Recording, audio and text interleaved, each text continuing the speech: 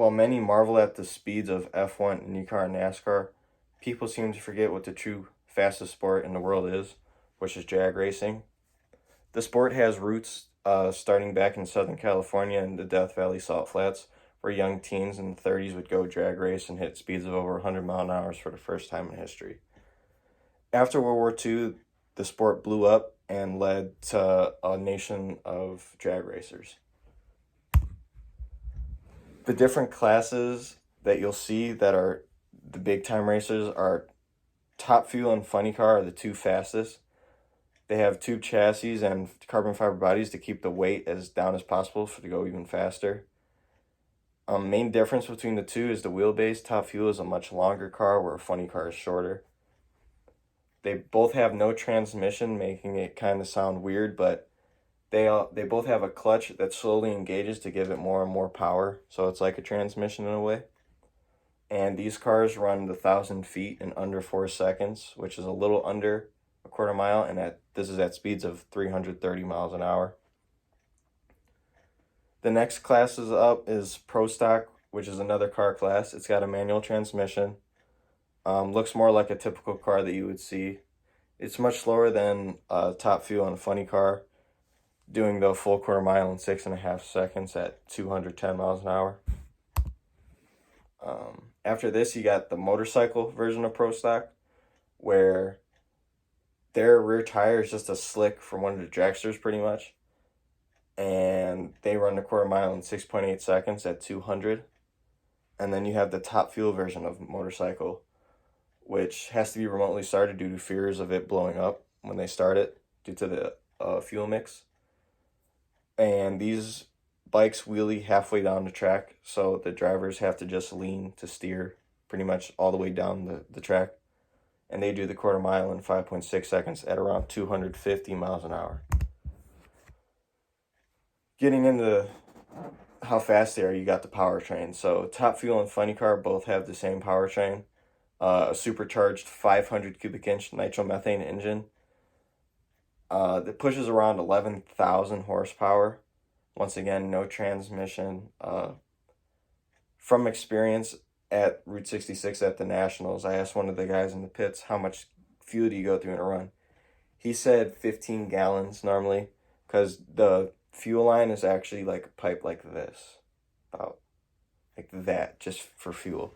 And these engines are based off the 426 Hemi. And then Pro Stock, they have restrictions to keep the class homologated, to keep the racing close.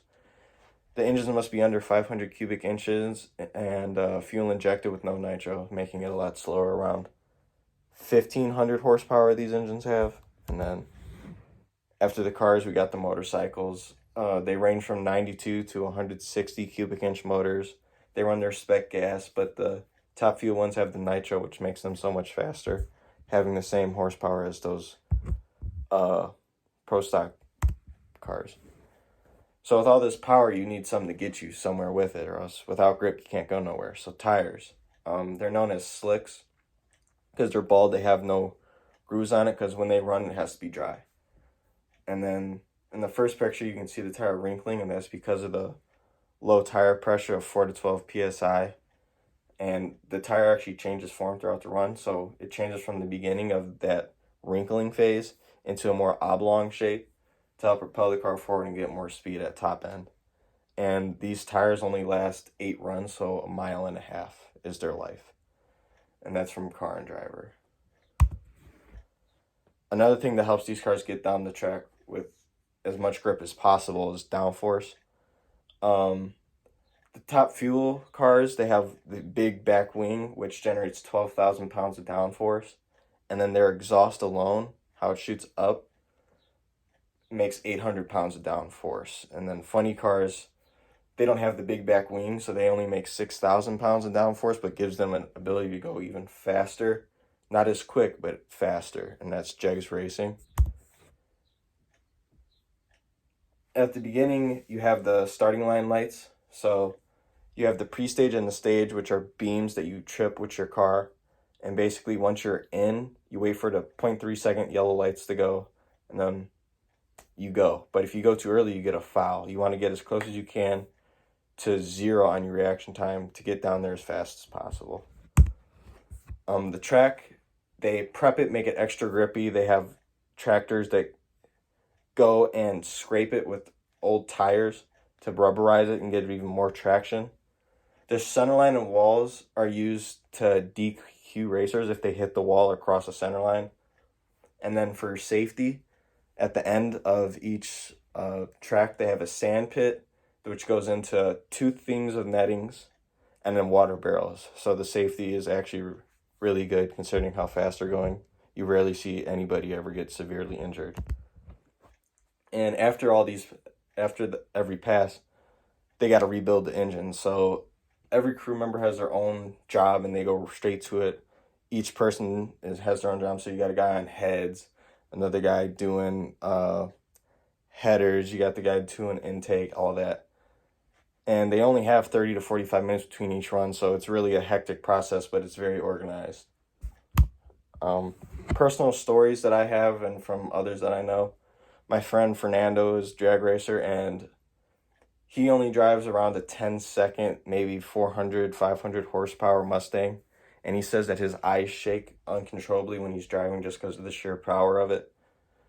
So it gives you an idea of what the other guys go through. And then the motto of drag racing is to go on yellow due to reaction time. By the time it goes yellow and you go, it's already green.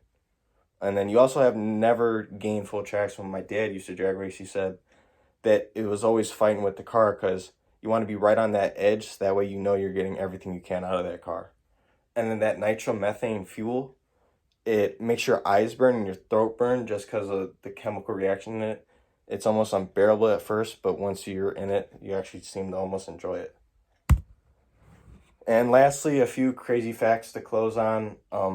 The Top Fuel dragsters and the funny cars pull about 8 Gs at the launch. So at the beginning, their eyes actually go push back so far that you almost black out for about the first 60 feet of the race. And then for the Top Fuel dragsters, by the time their back wheels get to where their front wheels are at the beginning, they're already going 100 miles an hour. And then the antique dragsters used to have the engine in front of the driver, which was a big safety hazard, and the drive shaft would run right over the driver's feet, so if it blew up, it'd be nothing to hear that a driver lost his foot or a few toes. And then they actually have staggered front wheels to trip those beams faster, have a longer period, so that way they have a faster time. That's everything I got for you guys. Thank you.